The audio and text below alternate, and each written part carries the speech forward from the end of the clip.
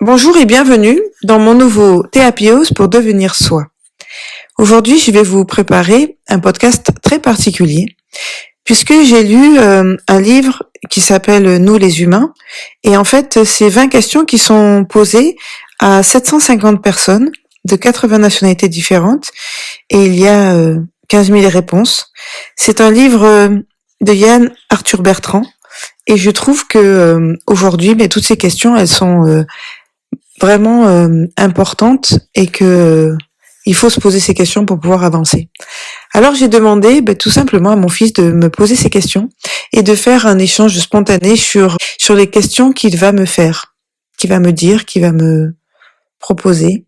Il y en a 20 et nous en avons choisi 10. Voilà. À tout de suite et très bonne écoute. Alors vas-y, je t'écoute mon fils. C'est quoi la première question ? Que voulais-tu faire quand tu étais enfant ? Alors ça, c'est une question quand même qui est pas simple. Qu'est-ce que je voulais faire quand j'étais enfant ? Je voulais d'abord, je pense, rechercher un métier qui me plaise. Donc c'est vrai que j'ai plutôt pensé à faire quelque chose que j'aime de ma vie et je voulais quand même être reconnue et faire quelque chose de grand. Voilà, c'est vrai que j'avais des grandes ambitions quand j'étais enfant. Je voulais déjà réussir, être quelqu'un, être reconnue, et puis pourquoi pas gagner des choses, gagner de l'argent, pouvoir avoir tout ce que j'avais envie dans ma tête d'enfant. Car à cette époque-là, c'est vrai que c'était plus compliqué que ton enfance, mon fils. Moi, j'avais le manque de tout, et donc, en fait, j'étais souvent dans l'attente de quelque chose, et c'est vrai que je me posais des questions, à savoir comment gagner de l'argent, comment être indépendante, comment avoir ma liberté, comment être heureuse. Donc voilà, j'avais envie de faire quelque chose.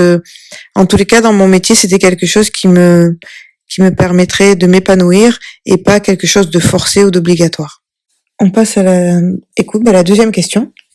Avec qui aimerais-tu boire un café ? Alors, déjà, boire un café, c'est compliqué, j'aime pas le café. Mais boire un thé, spontanément, j'aurais envie de dire avec l'abbé Pierre. Voilà, envie peut-être de comprendre sa philosophie de vie, car c'est un monsieur qui a voulu faire beaucoup de choses pour les gens qui étaient pauvres, dans la difficulté, et en fait, il a réussi carrément même à créer une fondation, l'abbé Pierre. Et ça, je trouve que quand on fait des choses pour les gens, c'est magnifique de pouvoir s'oublier quelque part pour les autres. Donc ça serait parler avec l'abbé Pierre et qui me donne un petit peu de sa force et de son courage pour faire avancer l'humanité. La troisième. Si tu pouvais faire enseigner quelque chose dans toutes les écoles du monde, qu'est-ce que ce serait ? Alors, qu'est-ce que j'aimerais enseigner ? Alors ça, déjà, c'est bien parce que je le fais tous les jours puisque j'enseigne le karaté et puis je coach des gens, donc j'essaye de transmettre des valeurs.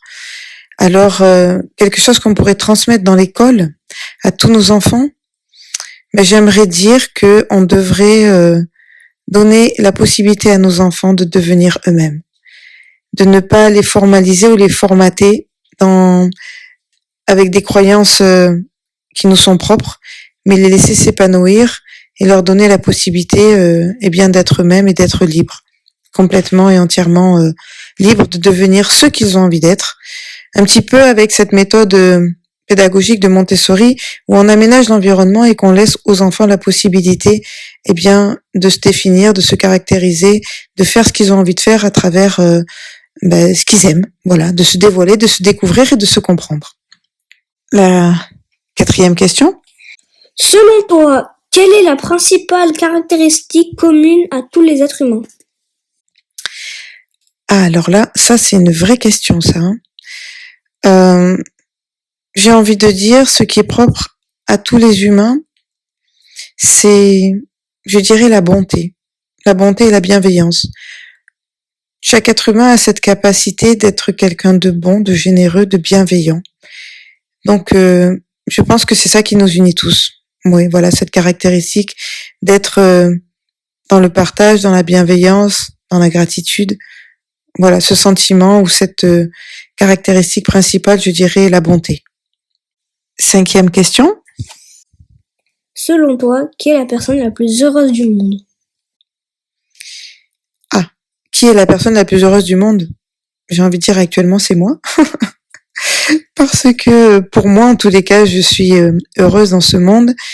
Je suis à ma place en tant que femme, en tant que mère, en tant que chef d'entreprise, en tant que tout simplement moi. Donc j'ai envie de dire, je suis heureuse et j'espère qu'à travers ces podcasts, j'arrive à insuffler aux gens la volonté de devenir eux-mêmes, de pouvoir s'exprimer, de vivre leur vie. Et puis comme toi, mon fils, de te montrer un petit peu la voie pour avoir de l'ambition et réussir et vivre ta vie comme tu l'entends. Donc moi, je suis très heureuse dans ma vie. De quoi avez-vous peur? De quoi j'ai peur? Alors ça va être quelque chose qui peut choquer les gens, mais j'ai peur de rien. Depuis ma plus tendre enfance, je n'ai pas de peur, je n'ai pas de crainte. Je sais pas si c'est par rapport peut-être à ma personnalité. J'ai toujours pensé que de toute façon, il m'arriverait des choses bien dans ma vie parce que je renoncerai pas à tous mes rêves et que je continuerai à avancer et même si quelquefois j'avais des doutes, des craintes, des peurs, franchement c'était passager et j'ai toujours avancé, continué d'avancer. Je suis quelqu'un qui ne peut pas rester dans l'immobilisme, alors la peur ne fait pas partie de mon quotidien. J'ai peur j'ai envie de dire de rien parce que chaque peur qu'on peut se créer ou s'inventer, eh bien comme je le dis souvent quand je coache les gens, si on met cette peur derrière une porte, quand vous ne la voyez pas, vous pouvez l'inventer, la créer, la déterminer dans votre esprit d'une certaine façon. Et puis quand vous ouvrez cette porte, eh bien qu'est-ce qu'il y a derrière? Il y a rien. Il y a simplement l'imagination ou le reflet de votre conscient qui est là, mais en fait cette peur n'existe pas. Donc j'ai peur de rien. Quel est ton rêve? Ah, alors quel est votre rêve? Quel est mon rêve? Alors j'en avais déjà beaucoup étant enfant et j'en ai réalisé quelques-uns. Aujourd'hui, si j'ai envie de dire quel est mon rêve, ça serait que toi tu puisses avoir une vie tout aussi épanouie que la mienne, que tu puisses dans ce futur proche et qui va être de plus en plus compliqué, pouvoir faire le métier que tu as envie de faire, d'aimer comme tu as envie d'aimer, de vivre comme tu as envie de vivre et qu'il n'y ait pas de contraintes et de difficultés déjà par rapport au climat, par rapport au monde, par rapport à toutes ces choses qui deviennent complexes. Donc aujourd'hui, mon rêve, ça serait que toi, tu aies une vie épanouie, mon fils, et que tu sois heureux dans ta vie. Parce que moi, j'ai déjà réalisé pas mal de rêves, et peut-être que le plus farfelu ou le plus fou, ça serait d'aller dans l'espace, et peut-être qu'un jour, on pourra y accéder. Donc ça serait un des rêves que j'ai depuis mon enfance et que je voudrais réaliser. Ferme les yeux, tu es en 2100, que vois-tu? Alors, moi, je dirais j'aimerais voir en tous les cas un monde sans douleur, sans souffrance, un monde où chacun peut être à sa place avec ses propres vérités et avec son mode de fonctionnement et de pensée libre. Voilà comment j'aimerais que le monde soit en 2100, avec l'acceptation de l'autre tel qu'il est, avec l'abnégation de croire qu'on est tous uniques, différents, mais qu'on est tous semblables et qu'on peut tous vivre en harmonie. Voilà. C'est comme ça que j'aimerais que le monde soit en 2100. Quelle est la plus belle chose que tu as vue dans ta vie? La plus belle chose que j'ai vue dans ma vie, je sais pas, j'en ai tellement vu des belles choses dans ma vie à travers tous mes voyages. Et puis aussi, ta naissance a été quelque chose de magnifique dans ma vie. Mon titre de championne du monde en tant que sportive de haut niveau a été aussi le premier, en tous les cas, quelque chose de fort et de bouleversant à jamais, ça c'est sûr. Après mes voyages, quand je me connecte avec tous ces gens que je ne connais pas, on n'a pas le même langage, la même possibilité de dialoguer, on parle deux langues différentes et pourtant on se comprend à travers un regard, à travers un instant, suspendu dans l'éternité. Enfin, j'ai vécu vraiment de très belles choses dans ma vie. Si tu devais écrire un livre sur le monde actuel, quel titre lui donnerais-tu? Ce qui est marrant, c'est que j'ai l'intention d'écrire un livre. Donc actuellement, je griffonne, j'écris, j'essaye de mettre en place des idées pour pouvoir écrire un livre.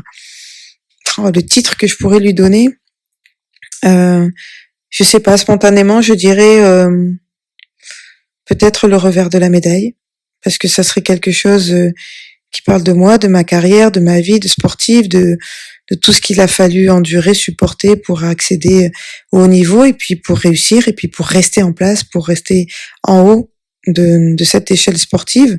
Et puis ce qu'il y a derrière, tout ce que l'on voit pas, et puis parfois aussi ces défaites, ces doutes permanents, cette mini chute à chaque fois que l'objectif n'est pas atteint.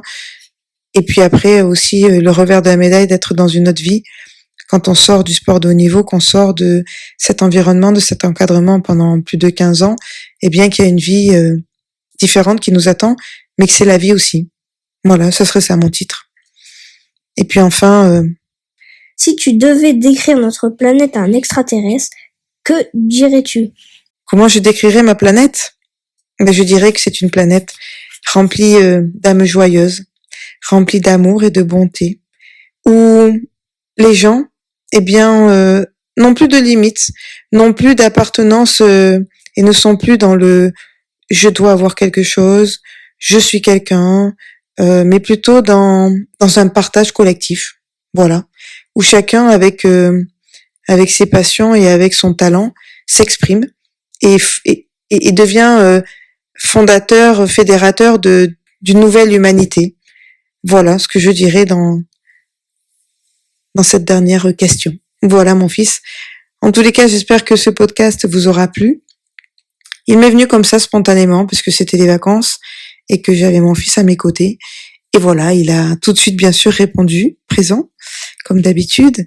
C'est bien aussi, vous voyez, quand on est dans cette quête un petit peu de l'essentiel, d'une quête spirituelle, de se connaître, de savoir qui l'on est, je trouve que c'est aussi tout aussi important de le transmettre à nos enfants, que nos enfants gagnent du temps, parce que nous, on a déjà un passé, on a déjà compris certaines choses, et pour moi, c'est essentiel de les transmettre. Vraiment, on est tous des professeurs, des enseignants, même si on pense qu'on ne sait pas transmettre, on a tous cette faculté de donner quelque chose.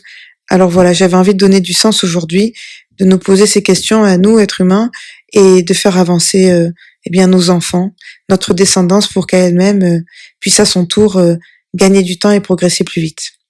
Je vous embrasse fort, prenez soin de vous, prenez soin de vos proches, et puis allons découvrir ce nouveau monde qui nous attend, parce que de toute façon, l'ancien monde n'existera plus comme il l'était avant, mais c'est pas pour autant qu'il faut être défaitiste. Au contraire, on va le recréer à notre façon et on va pouvoir remplir cette planète, cette humanité d'amour, de bienveillance envers les autres, d'amour de la nature, de préservation de la nature, de notre planète.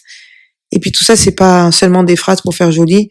Je ne suis pas là en train de parler de volonté politique ou de choses comme ça. C'est vraiment si chacun prend à son petit niveau conscience qu'on doit préserver notre planète, qu'on doit préserver notre nature, qu'on doit écouter nos enfants, qu'on doit avancer tous ensemble pour pouvoir changer ce monde qui arrive, sans pandémie, sans vaccin, sans virus, sans masque, ça dépend que de nous. Je vous dis à très vite pour un nouveau podcast et Happy House pour devenir soi. Merci encore pour votre écoute. N'hésitez pas à laisser un petit commentaire, à liker, à vous abonner, à partager, à en parler autour de vous, parce que plus la communauté sera grande et plus nos rêves pourront se réaliser. Au revoir et à bientôt.